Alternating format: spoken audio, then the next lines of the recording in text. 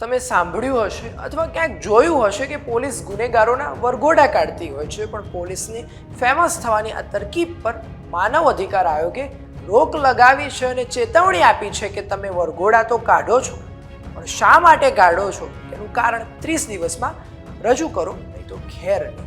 શું છે સમગ્ર મામલો, તેના પર વિસ્તારે વાત કરવી છે આ વિડીયો. નમસ્કાર, વાઇબ્સ ઓફ ઇન્ડિયા સાથે હું પાર્થ.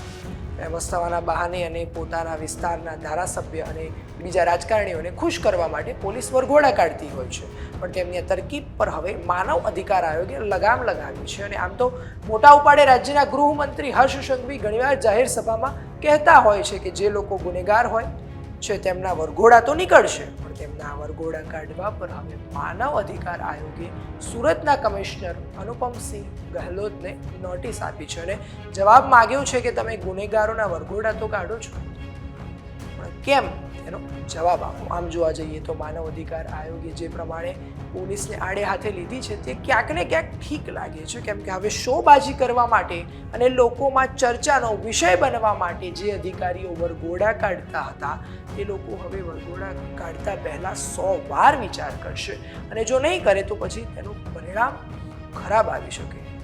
તેની સાથે રાજ્યમાં બહુ ચર્ચામાં આવેલા અમરેલી લેટર કાંડમાં પાટીદાર દીકરીનું જે રીતે સરઘસ કાઢવામાં આવ્યું હતું તે ખરેખર યોગ્ય નહોતું, પણ હવે તેવું નહીં થાય તેવું લાગી રહ્યું છે, કારણ કે હવે માનવ અધિકાર આયોગે રાજ્યમાં ખોટી રીતે સરઘસ કાઢવા પર લાલ આંખ કરી છે. અને જો હવે કોઈ પણ પોલીસ અધિકારી નામના કમાવા માટે અથવા બીજા કોઈ કારણોસર સરઘસ કાઢશે તો તેના વિરુદ્ધ કાયદેસરના પગલાં લેવામાં આવશે.